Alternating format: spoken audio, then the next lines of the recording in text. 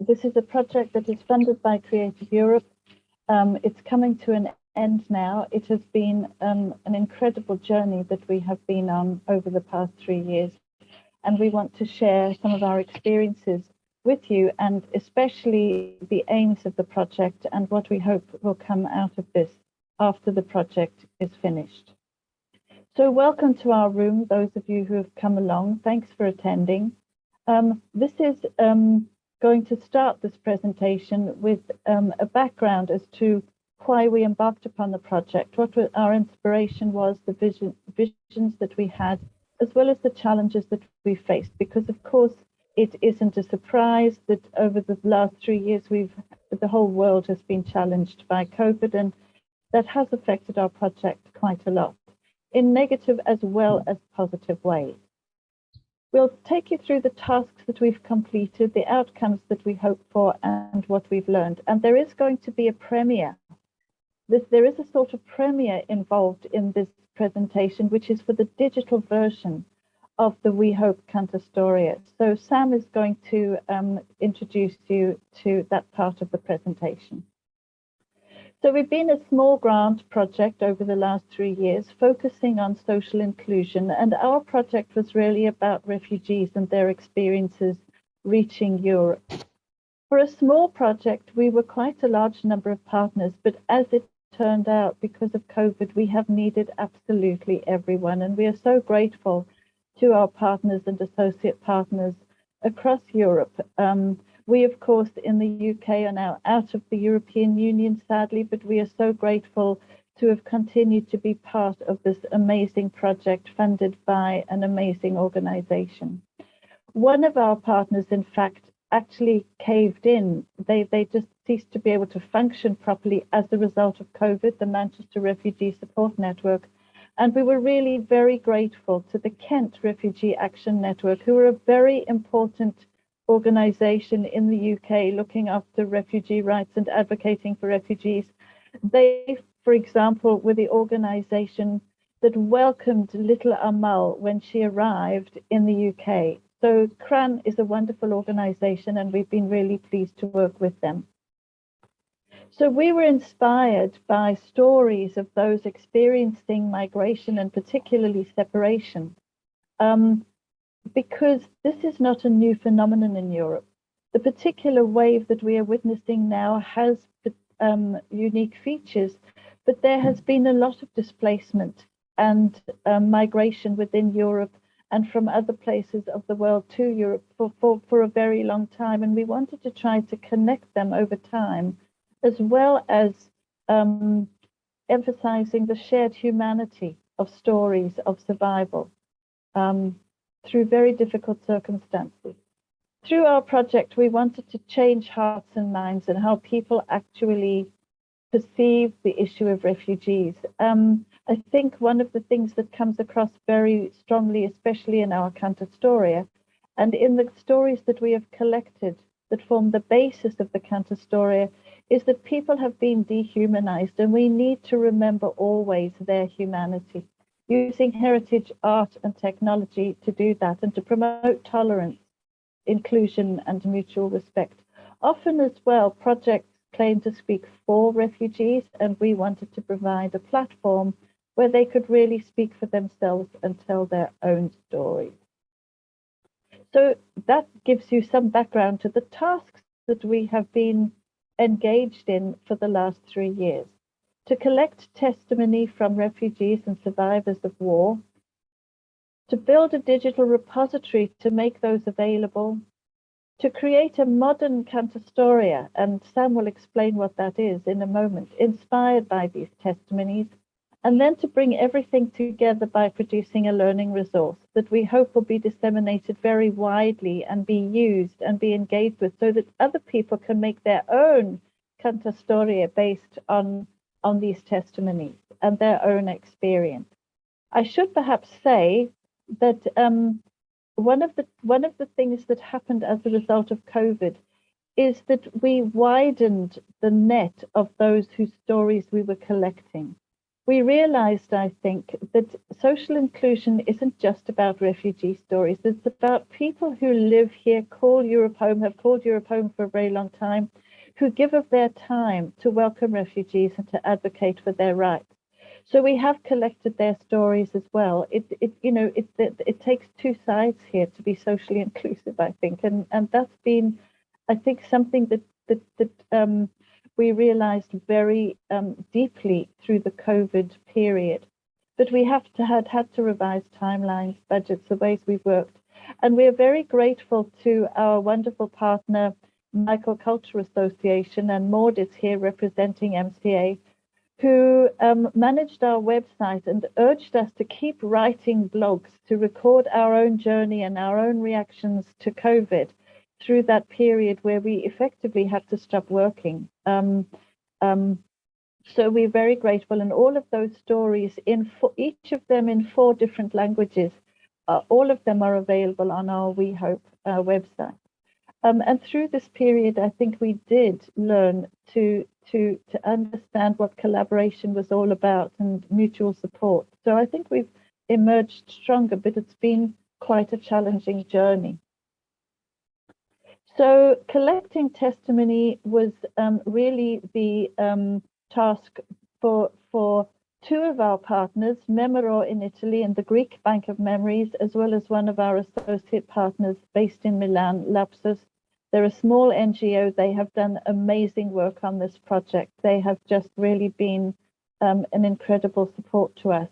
And they've collected through really difficult circumstances, not only for themselves, but of course for refugees whose vulnerability was increased through COVID. They have done an amazing piece of work, collecting testimonies, winning respect, winning trust, and really working closely with refugees to tell stories. We have been working closely with those in refugee organizations because we wanted this project to be ethical. We realized we're working with people who were quite vulnerable. And also, of course, the need to overcome COVID. So I'm going to hand over to my colleague in Athens right now, because it was our technical partner, the National Technical University of Athens, who helped us to make the Digital Bank of Memories live. Hello, thank you, Heather. My name is Spiros Bekaris, and I am a software engineer and researcher in the National Technical University of Athens. For the next minutes, I'm going to talk about the creation of We Hope's Bank of Memories, a task which NTUA was responsible for.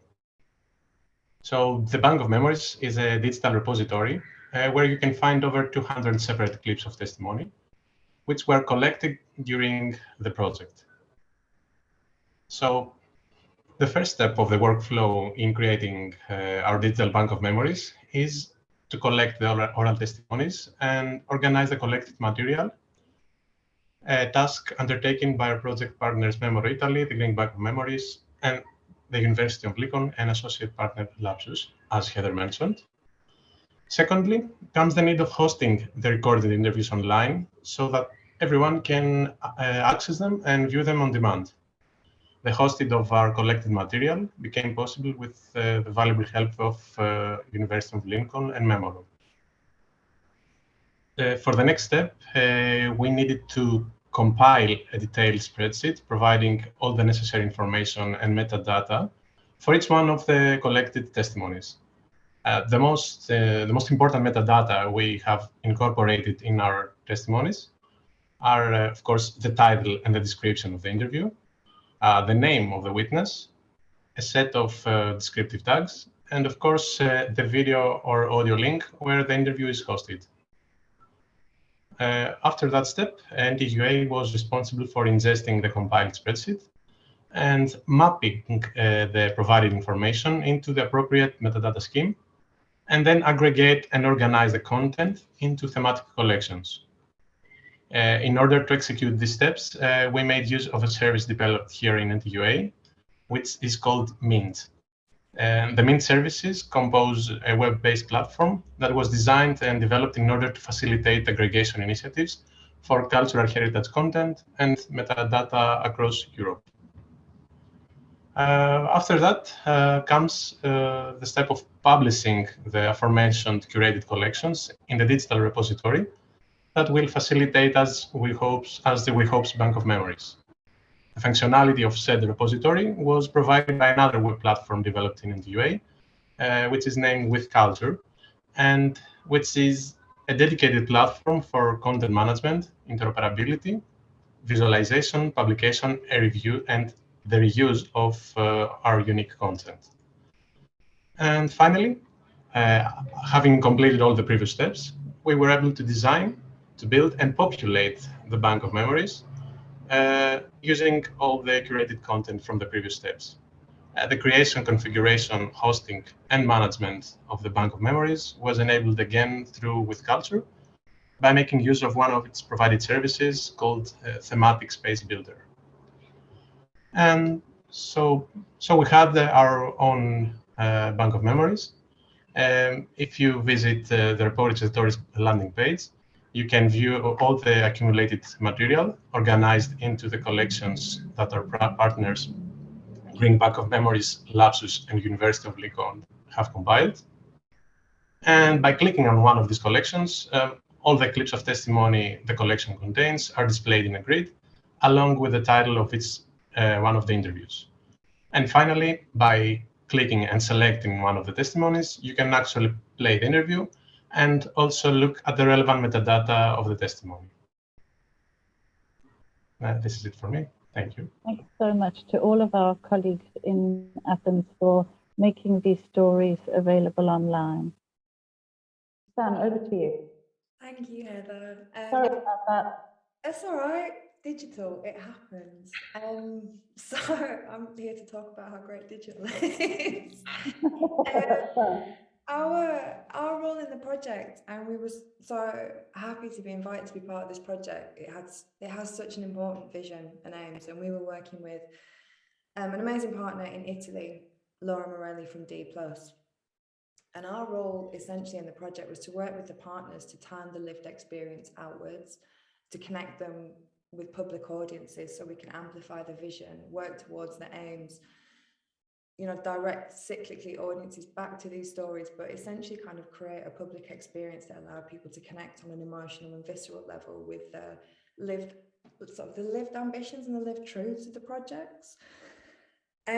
Especially these stories and experiences and that identified pattern of repetition that's driving us. So the project was really keen to focus on Cantastoria, which is a great historical tradition of telling stories in public places through words and pictures, which is a formation for an artistic brief, is a great jumping off point. And what we wanted to do is look at how through digital technology we can update this experience, but also in terms of developing a commission and developing a framework, we wanted to think about how inclusion can underpin the creation of this artwork, how we can create an artwork that by the point of its existence, it doesn't become fixed. It still creates roots for people to be able to take the meaning, take the stories, but then connect it and perform it in their own place. So we did that through using the tradition of words and pictures, but now through like live vision mixing, through live visuals, but also through choral scores, which can be sent and learned by choirs of plays, like choirs from diverse communities. The idea is that it remains open for a choir that's of that place, and that it can iterate, that it can continue to evolve, the other one. And within this as well, like Heather said, there were impacts in the times that was happening while we were delivering this project, which in one hand pushed the urgency of it. We saw like an extreme othering of people. People were operating in times of extreme stress, and we can tend to start to dehumanize. In the UK, we saw a lot of that dehumanization of these real and true personal experiences. But again, through that adaptation of the team, being part of that and seeing that, connecting with those stories and those people and building that trust through digital platforms meant that we were able to access and connect the artists that we commissioned to those stories. And what actually came from that was one of the key testimonies said that they're not able to talk about their story. It's not possible. But if you look into their eyes, you can see their story. And then we were able to work with a refugee filmmaker in Hull who took that mantle, and he started to document and capture the eyes of his family and his community who traveled to that place with him.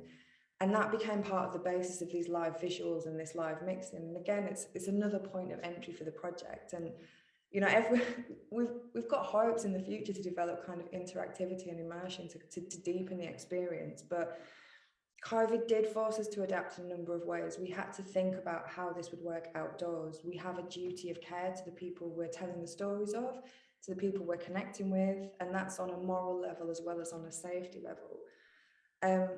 So we focused on an outdoor version that can adapt, and we focused on a screen-based version, which is Heather's going to share in a moment. So really that's like an overview. It's something that I can keep talking about for an exponential length of time, but it's being part of We Hope is such an amazing project, and the partnerships and the spirit of the project, I really hope we get to continue that. And it's amazing that the Bank of Memories exists. We have these artworks, we have this potential for future iterations. And I'll wrap that up and stop talking so you can have a look and see what I've been talking about. This is the screen-based version for online sharing. Thank you, Sam. And as we pointed out at the beginning, in a way, this is the first public performance of this, so it's a premiere of sorts. There have been live performances, and this is the screen-based one. It's about 5 minutes long. It's very beautiful. We hope you will agree, and we're going to play it right through because I think we do have time. So here goes.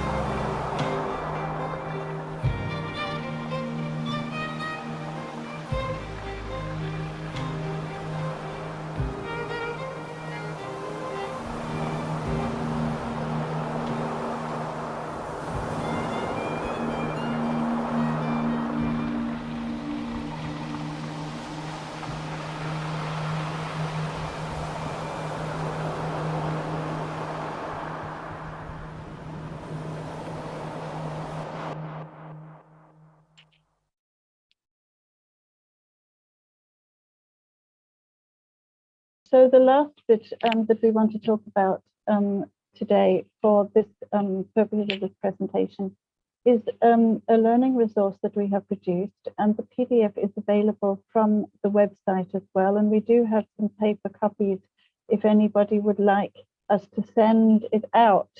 It's called Our Refugees Welcom, and Lincoln and Lapsus and Michael Culture worked together to produce what is currently available as an English edition and a separate Italian edition.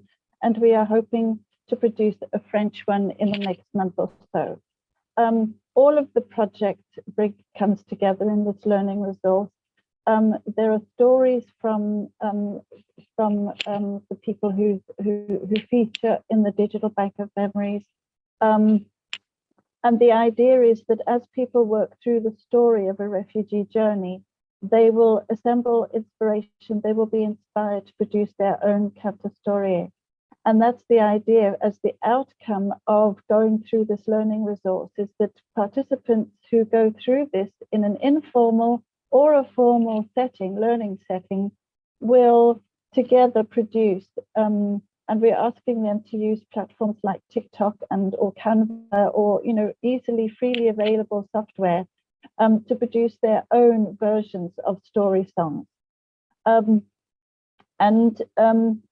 It's a way of connecting these stories with learners and making them or encouraging them, not making them, but encouraging them to be active citizens themselves and taking social inclusion and welcoming people into their communities more seriously and as an experience that enriches all of us.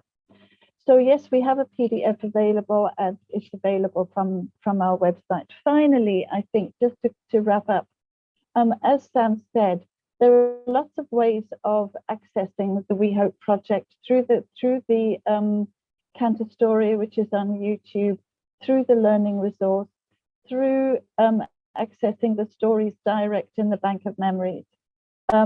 We're supposed to finish this project tomorrow, end of September, but we aren't finishing it tomorrow, end of September. We have asked for a small extension and been granted that by Creative Europe because we feel that having produced all of these outputs, we now need to disseminate and encourage people to engage with these resources. So that's still a piece of work that we are hoping to achieve over the European winter, when people may have time to be inside and go through learning resources and use their creativity to make wonderful sort of story songs.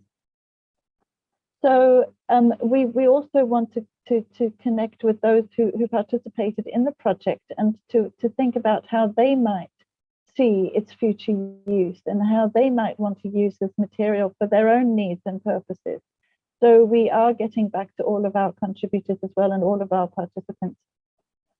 We do realize that COVID impacted us quite badly, but it impacted the people we were working with much worse.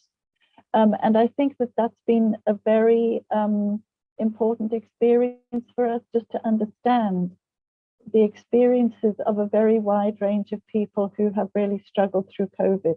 But on a much more positive note, and this is where I'm going to end, the partners have really learned a lot together and are thinking already about ways in which we can work together in future partnerships, led, of course, by organizations within the European Union, and in the hope that we can somehow participate, going from the back and going from the outside, but nevertheless participating in what has been, what will be fantastic future ventures.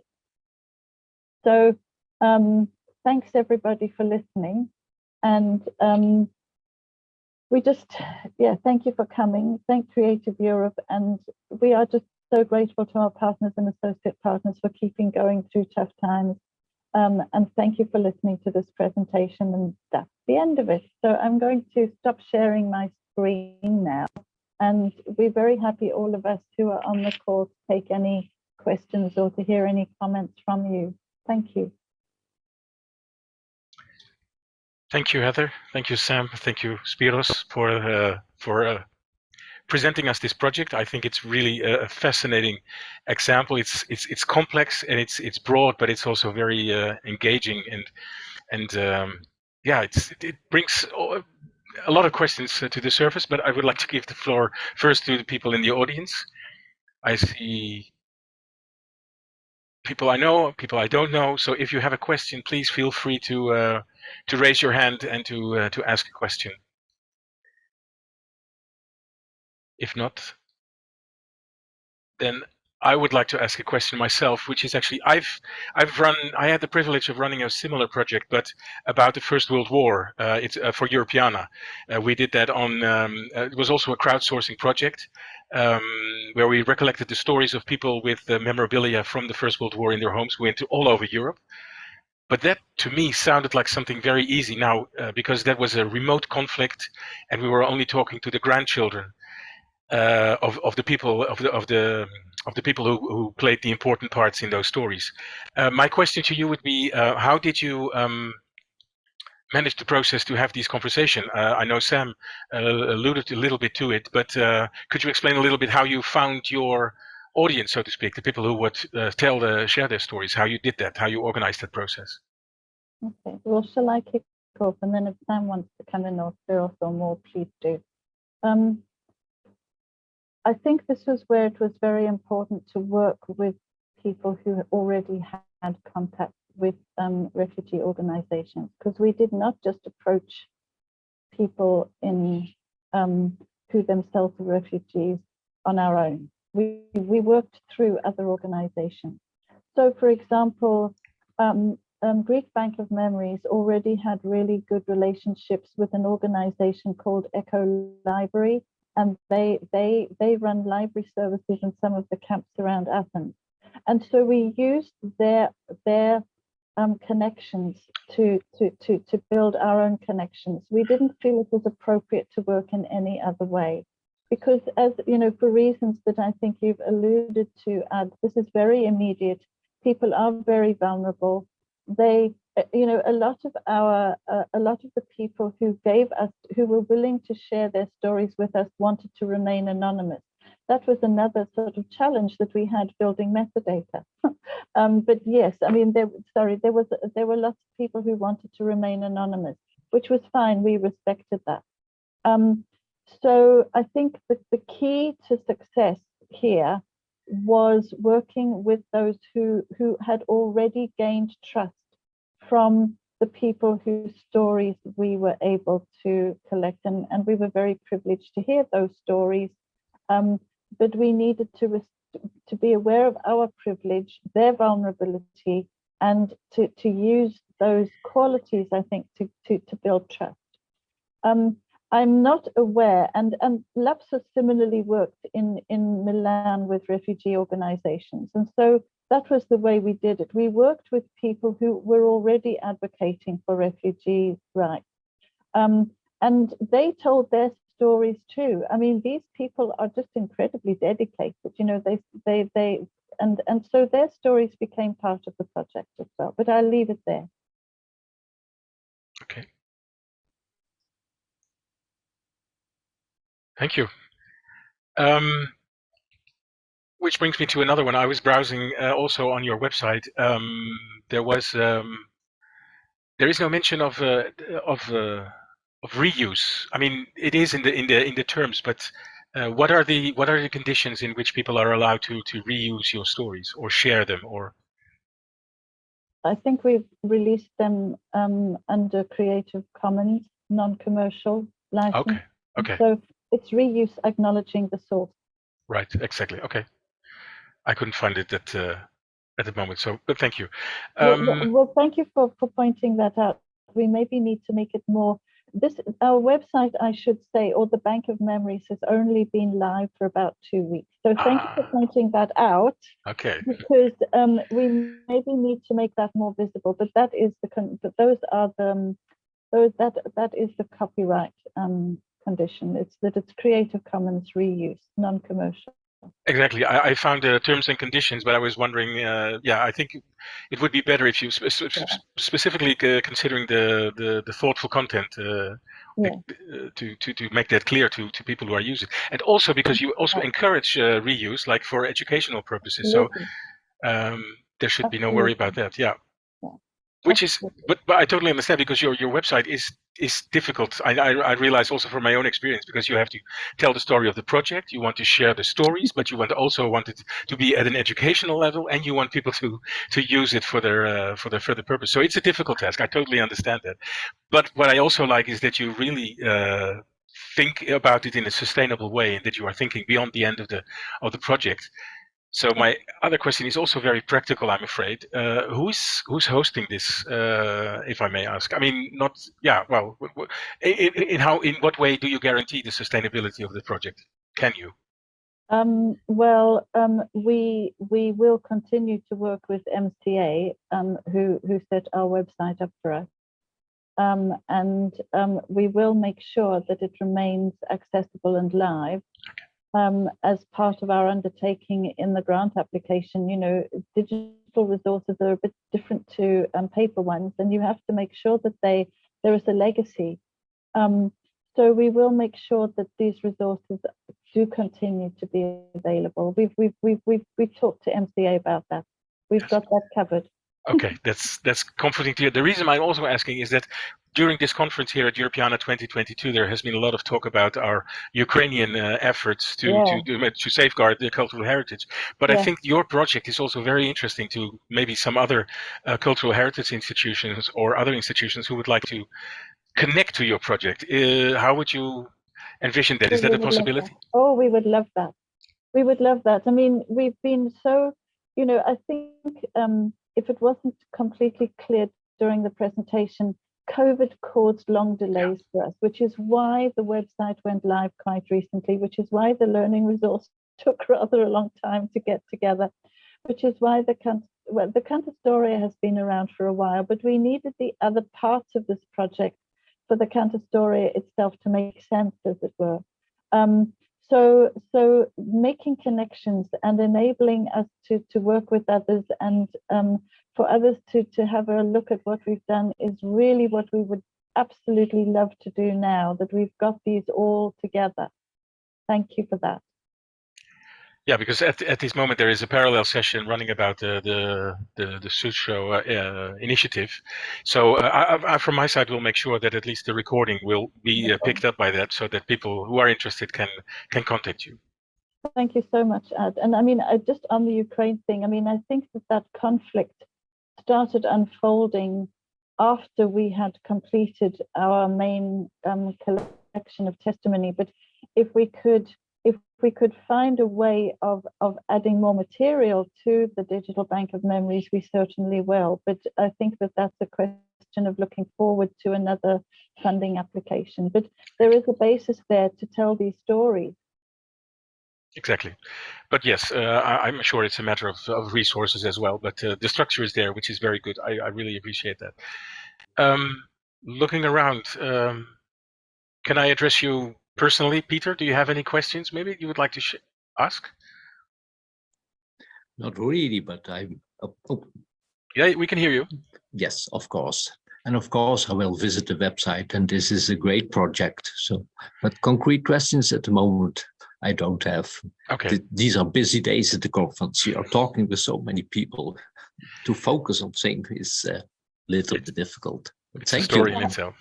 Perhaps, Peter, I should say that in between all of your conference commitments, I see that you have generously made the time to follow me on Twitter, and so I will. And I think I've already followed you back, and so we can share some details about the website and the project on other media too. So thank you for that.